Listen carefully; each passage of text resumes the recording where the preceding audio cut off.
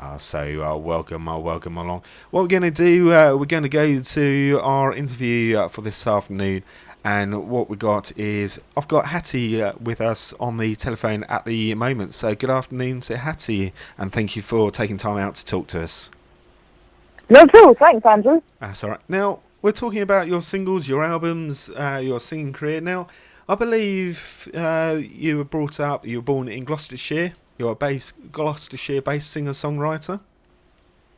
I'm based in Gloucestershire, but I was actually born in West Sussex, so that was where I grew up. I've been in Gloucestershire for about 5 years now. All right, okay. Now, I believe you're a BBC Radio 2 Young Folk Award nominee 2014, or you were, should I say? Yeah. Now, what did you have to do for that?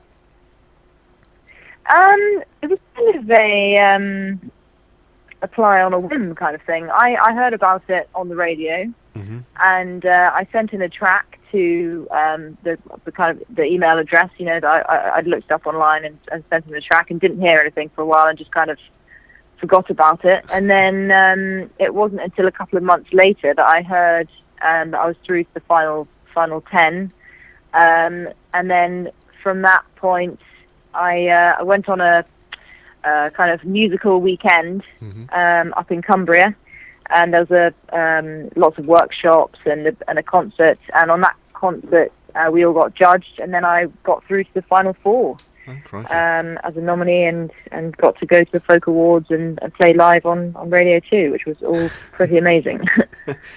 Now, that's an experience in itself, playing on the BBC Radio 2. Now, I believe you're only in your early 20s as well. Yeah, 23.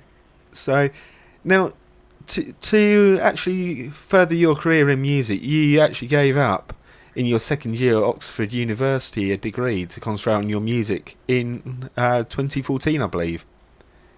Yeah, I was studying Russian. I was there for a year and a term, and then I decided that music was what I wanted to do, so I went for it. Since then, you've been you've been seen on TV. You've been on BBC Radio 1, Radio 2, 6 Music, as well as many regional BBC radio stations. Now, you've released your album Red and Gold on the 6th of April last year, I believe. Yeah. Now, how did that? Yeah, released that one last year, and then Young Runaway this year. Right. And we, just going back a little bit with the single "A Beautiful Mind" on the same day. The album includes a cover of Eva Cassidy's version of "Fields of Gold." Is Eva one of your sort of idols? Yeah, definitely. I still do play lots of her songs, and she was one of the big influences for me, just because I listened to her so much when I was growing up.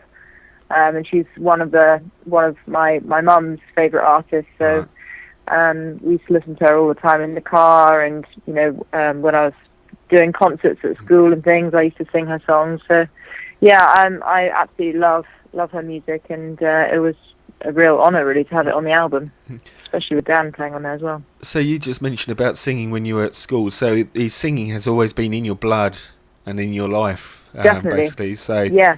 This is obviously you gave up university to go into it. Now you've had a couple of other EPs, My Shepherd's Hut. Had 5 singles. Now, how would you describe your music to the listener? Oh, that's always a difficult one, because it crosses over into so many different genres. Right. I mean, it's kind of based around pop, folk, blues, jazz, soul. It's a bit of a cop-out, but I tend to just call it singer-songwriter because that's kind of the easiest way to describe it. Right. But it's if you combine sort of Simon and Garfunkel, Eva Cassidy, James Taylor, Joni Mitchell, people like that into one, that's the kind of thing. I play piano, ukulele, and guitar, so lots of different instruments, and crikey, a lot of influences. Yeah. Now, talking about singer-songwriters and things like that, and the type of music you've done performances at the Cambridge Folk Festival, I believe, the Cheltenham Jazz Yep. Festival, and quite a few Yep. others as well. Yeah.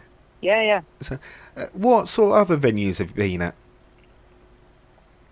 Well, I've been playing a lot in the UK, so theatres down to people's living rooms, really, and anything in between.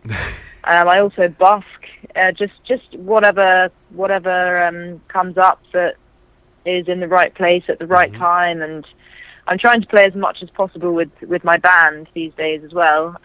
Which is anything up to a 7-piece rather than playing solo. Just because it kind of gives so much of more of a full sound. But so many different venues, art centres as well are always nice. And I've just got a new agent as well, so she should hopefully be doing some really good gigs next year as well. So do you know what's planned for next year, or is your agent working on that at the moment? Well, it's kind of in discussion at the moment. I know that at the end of this year, I'm going off to the States for a couple of months to do a bit of touring out there from kind of the end of September to the end of November.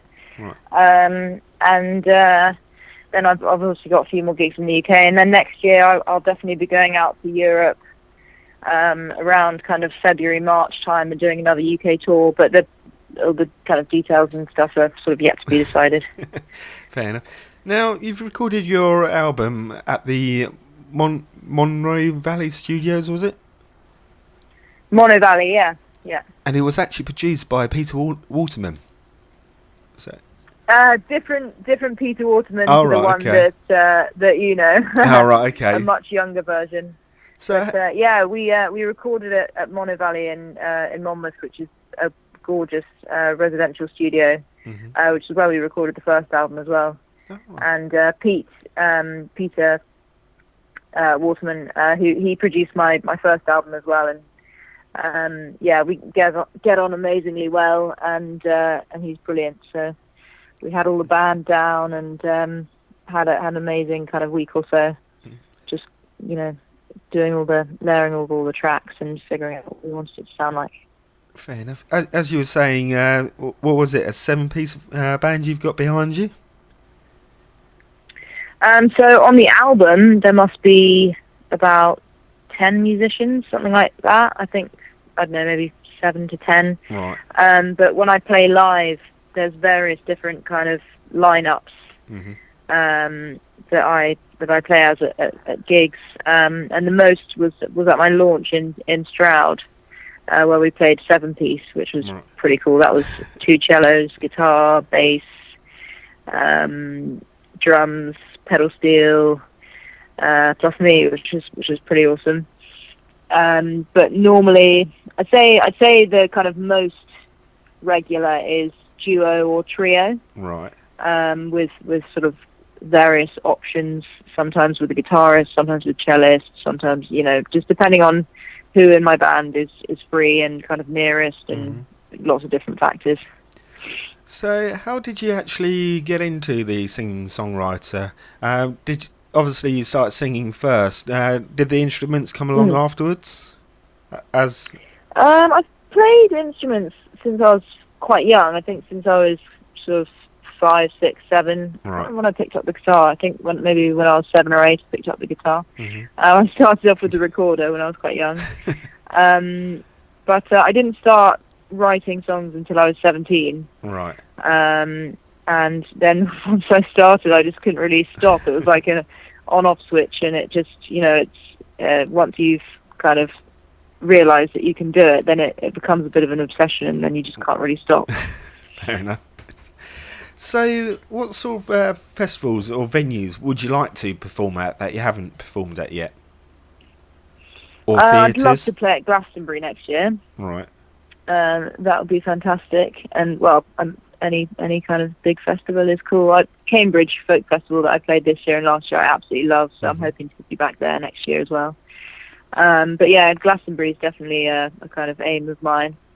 And then just bigger and better venues, really. I don't really mind where. I'd love to play the Royal Albert Hall at some point in the future. Right. Okay. That's a big goal of mine. But apart from that, I'm not really fussy. It's sometimes the venues that you don't expect to kind of be really good gigs that turn out to be the best. So, yeah, I guess we'll see. Fair enough. What we're going to do, we're going to say about your website and obviously your social media. Are you on social media? Yeah. Yeah, so I'm on all the Facebooks and the Twitters and the YouTubes and Instagram, all that kind of stuff. Hattie Briggs on Twitter at Hattie Briggs, on Facebook, facebook.com/Hattie Briggs Music, YouTube, just type in my name, it comes up, all that kind of stuff. I mean, if you just type in my name to Google, most things should come up, yeah. And of course, the main first port of call as such is your website, which I believe is hattiebriggs.co.uk. Yeah, hattiebriggs.co.uk, and all of the kind of links to my other social media things are on there as well, and Spotify and iTunes and everything. And people can find out your current gigs, shop online as well, follow you and all that lot, that sort of thing. Spotify link and all that lot. So what we're going to do, we're going to be playing out with a couple of your tracks now. So my thanks goes to you, Hattie, for taking a few minutes out to talk to us today. Not at all. Thanks for having me on the show. That's okay. And I'll speak to you in a minute. Okay, cheers.